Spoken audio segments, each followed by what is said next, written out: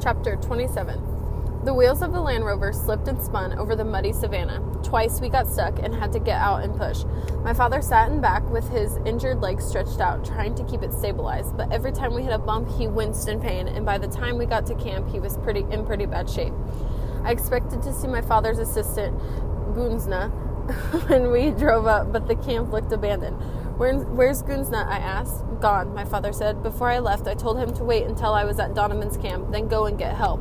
It's going to be a while, though, because he was on foot. So Pete and I helped him out of the back of the Land Rover. We've got to get in touch with the anti-poaching unit, my father said. But the radio signals are jammed, I said. I don't think so. My guess is that Donovan is on the move. He knows we're going to be after him, and he'll want to get the ivory out of the country as fast as he can. We helped him over to the radio, and he began trying to reach the authorities. After 20 minutes, a man came on the radio. The signal was weak, and we could barely hear him over the static, but he said he could hear us just fine. My father explained what had happened. Where do you think the ivory is? Over, the man on the radio asked. I don't know where it is, my father said impatiently. Donovan was heading south. I suspect that he has the ivory cached near the Tanzanian border. We have a transmitter on his airplane. If you send a plane, we can start flying around and maybe we'll get lucky. Over. We will send an airplane, the man said. Is there anything else? Over. No, just hurry or... Wait a second, I interrupted. My father looked at me questioningly. I held out my hand for the microphone and he gave it to me. My father's hurt, I said. He's been shot in the leg and he needs medical assistance. Over. I'll be fine, Jake. I ignored him. Did you copy that? Yes, the man said. Your father has been shot and needs medical assistance. We will send an air ambulance. Anything else? Over. I looked at my father and he shook his head. No, I said. Over and out. There was nothing we could do until help arrived. I convinced my father to lie down and rest in his tent. Then Sapit and I ate, and Sapit fell asleep. I should have been tired, but I wasn't. I borrowed some of my father's clothes and walked to a small stream about a mile from camp. The bathing hole, my father called it. The stream was already swollen with water from the long rains, which were still pouring down. I stripped and took a bath, washing away several days of sweat and dirt, and put my father's clothes on. They were too big for me, but at least they were clean. Just as I was slipping on my tennis shoes, a small airplane passed low overhead, and it came in for a landing near the camp. I started to jog back. Halfway there, I saw a man get out of the plane and walk to my father's tent. When I stepped into the tent, the man stopped talking and looked at me. He was tall, lean, and muscular, like a Messiah, but instead of traditional clothing, he wore a crisp khaki uniform and carried a holstered pistol in his hip. My father lay on the cot with his head propped up on his elbow. Golosho, he said, this is my son Jake. Golosho smiled, then turned back to my father. The reason I'm alone is that when the call came in, I was the only one there. As you know, priorities have changed. Most of our units are to the north. The drought is very bad there, and the people are killing many animals for food. He glanced outside the tent. The rain should help. Well, my father said, under the circumstances, you can't blame them for poaching. This Donovan character is another story, though. I wondered where Sapit was. I hadn't seen him when I came into camp. Why didn't you tell us about the problem earlier? Golosho asked. I couldn't get through, my father said. They jammed the radio, and I was afraid to leave because I thought they'd move in on the elephants. I was even afraid to send Gunsna out of fear they'd kill him. We rarely saw them, but we knew they were watching us. The only thing we could do was try to lead them away from the elephants. Golosho nodded and said, Tell me about this man. My father told him everything we knew about Donovan's poaching operation. When he was finished, Golosho said that he thought he knew who Donovan was. He may have been here several years ago during the last drought. It was very profitable for him. We didn't know about it until after he had left the country. Well, he came back for seconds, my father said disgustedly, and I don't think you'll be able to take him on your own. I won't go alone, Golosho said, and took a map out of his pocket and spread it out on the floor below my father's cot. 3 places along the Tanzanian border were marked in red.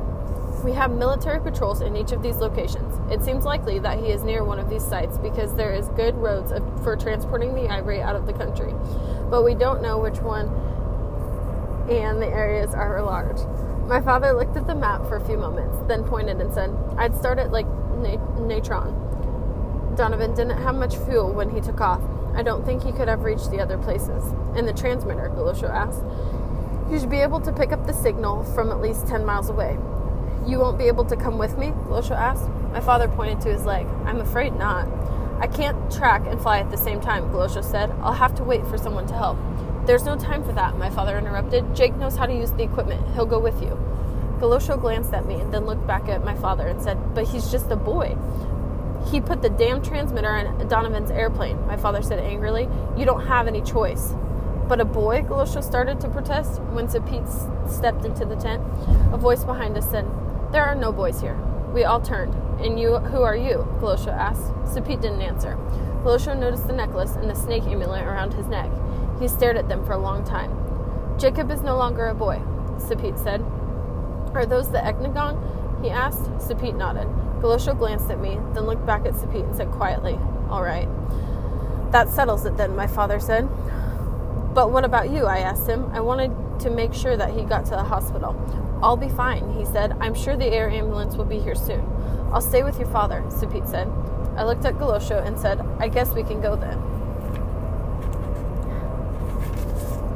I mounted the antenna under the left wing of the airplane, then climbed into the cockpit next to Galosho. When we were airborne, I turned the receiver on and slipped the headphones over my ears and began listening to the signal. It took us 45 minutes to reach the Lake Natron area. I motioned for Galosho to start circling and closed my eyes so I could listen for the signal without being distracted by what I saw outside, but I didn't hear it. We flew a few miles away and started circling again. Still no signal. It was going to be dark in a couple of hours, and I was getting worried. If we didn't find Donovan before sunset, we'd have to wait until the next morning, and by then he could have the ivory out of the country. Perhaps they're not here, Galosho said. Or maybe Donovan discovered the receiver and smashed it, I thought. Let's move a few miles east, I said. Galosho banked the airplane and headed east. I waited 10 minutes, then tapped him on the shoulder and motioned for him to start circling again. About halfway through the loop, I heard what I thought was a very faint beep. I had Galosho repeat the maneuver, and I heard the beep again. I think I've got a signal, I said. Galosho smiled. Where? Go around again. I wanted to be certain of the direction. This time, I looked out the window while I listened. When I heard the beep, I picked a landmark in the distance. I pointed through the windshield, head toward that hill. The hill was about 20 miles away. The closer we got to it, the stronger the signal. I think we've got him, I said. He has to be near that hill. Good, Galosho said, then turned the airplane sharply in the opposite direction. What are you doing? I protested. I said they're somewhere near that hill. We need to get help. Can't you use your radio and warn them that we're coming? He was right, of course. Donovan would no doubt be monitoring all the radio traffic in the area. One of the military patrols is close by, he continued. We'll land and talk to them. Then we'll all go in together. 20 minutes later, we spotted the military patrol. Galosho flew directly over the bivouac, waggling his wings, then came in for a landing on a nearby road. What's the military doing out here? I asked. Patrolling the border, Galosho answered.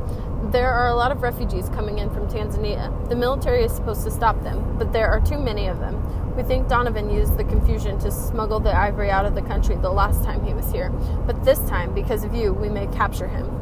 At least his airplane, I said. Galosho laughed. Oh, I don't think he'll be too far from his airplane. A man picked us up in a Land Rover and drove us over to the camp. There were at least 50 men milling around, talking and laughing. Some of them wore rain ponchos over their camouflage fatigues and flak vests. Several transport trucks were parked at the edge of the camp, as well as 3 large helicopters. Galosho asked to see the captain, and we were told that he would be available soon. While we were waiting, they offered us some food. Pretty soon, the captain came over, and Galosho began explaining the situation to him in Swahili. He showed Donovan's approximate location on the map, and the captain called several men over to take a look. When they finished talking, the captain walked to the center of the camp and called the men around him. He spoke to them for a few minutes, then they dispersed quickly. The soldiers grabbed their rifles. Some of them ran to the helicopters, while others ran to the trucks. Within minutes, the loaded trucks were moving down the road toward the Lake Natron. I asked Galosho what was going on. They're going to help us, he said. I looked up at the darkening sky. Will there be time? The captain thinks so, Galosho said. The trucks are getting a head start. The helicopters will follow soon. You and I will pinpoint Donovan's location, and the helicopters will go in. The captain came over and said something to Galosho, then turned and walked briskly away. We are to go to our airplane. I followed him to the Land Rover. A loud whining sound came from the helicopters, and their rotors began to turn slowly. We drove to the airplane. 10 minutes later, we were flying toward Lake Natron. The helicopters were somewhere behind us. They wouldn't attack until they were sure we had found the camp. I started listening for the signal as soon as I saw the hill. Beep, beep, beep. The signal was so strong I had to turn the volume down. It must be close by, I yelled to Galosho. We slowed the airplane and both of us concentrated on spotting the camp in the evening light. There, Galosho pointed. In front of us was a large clearing. We saw a half a dozen trucks and several men carrying elephant tusks. A short runway ran parallel to the clearing, and at the very end of it sat Donovan's airplane. Galosho got on the radio and told the helicopters. He swung the airplane around and passed over the camp again. The men below were running now. Trucks were beginning to move. They're getting away, I said. Galosho shook his head and pointed to his side of the airplane. The helicopters appeared simultaneously from 3 different directions. They hovered over the ground like dragonflies. As soldiers jumped from open doors in the gray light, we saw the muzzle flashes of rifles being fired. A moving truck veered sharply to the right and ran into a tree. I looked out at my side and saw a man running toward the airplane on the runway. Donovan, I shouted. It had to be him. Galosho instantly cut the power and pushed the stick all the way forward. The nose dropped and we lost several hundred feet of altitude in seconds. As we plummeted down, he brought the airplane around sharply to the opposite end of the runway and pulled on full flaps.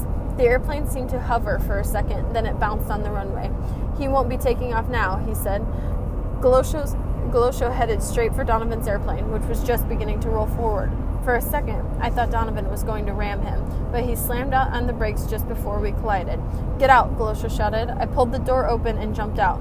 Galosho was right behind me, carrying a shotgun and a flashlight. He pumped the shell into the chamber, switched on the light, and pointed both of them at Donovan's airplane. Nothing happened for several seconds. I heard the pop, pop, pop of gunfire coming from the camp. The light was fading quickly. I saw sweat running down Galosho's face and realized that I was sweating worse than he was. Finally, the door of Donovan's airplane swung slowly open. Galosho moved quickly to the side, pointing the shotgun at the door. I'm unarmed, Donovan yelled.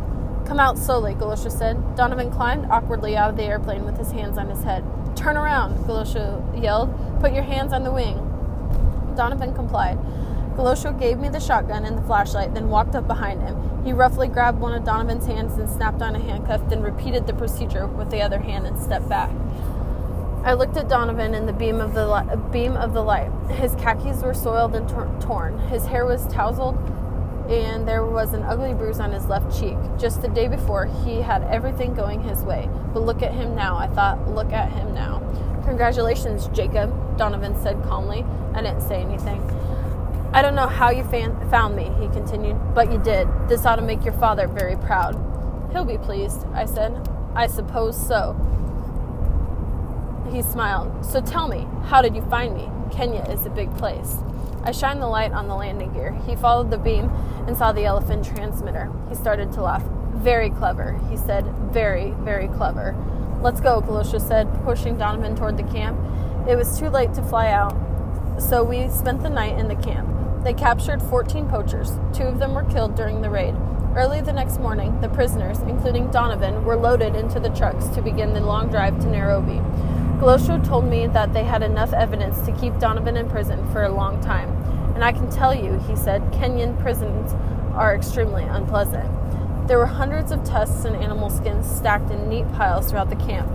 What I'd seen before in the other poachers' camps was only a fraction of what they'd taken. No matter how long Donovan spent in jail, it wouldn't bring back any of the animals he had killed.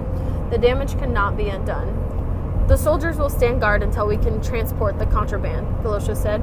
We are finished here. Your father's expecting you. We had gotten word the night before that my father had been flown to the hospital in Nairobi and that he was doing just fine. All right, I said. Let's go. We arrived at the airport about 3 hours later. A police car met us and dropped me at the hospital. As I walked down the hall, the smell and activity brought back memories of my mom. It all started in a hospital like this, thousands of miles away.